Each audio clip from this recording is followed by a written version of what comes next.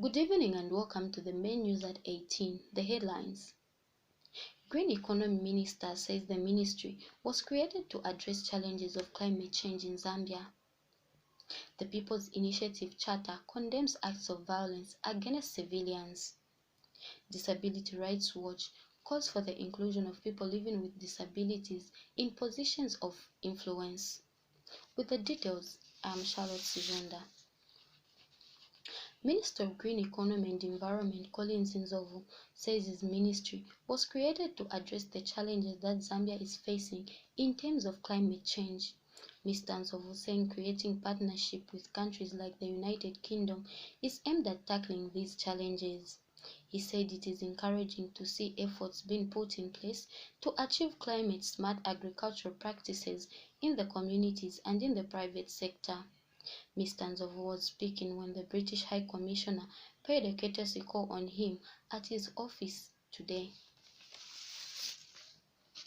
And British High Commissioner to Zambia Nicholas Woolley said the new ministry will enable economic growth that is sustainable and indicates impact on the environment.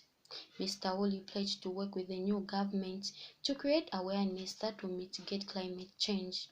He said Zambia is invited to the Climate Change Summit at the end of October, which speaks on tackling issues of biodiversity and combating climate change. The People's Initiative Charter (PIC) has condemned the acts of violence perpetrated against civilians, including targeted political cadres.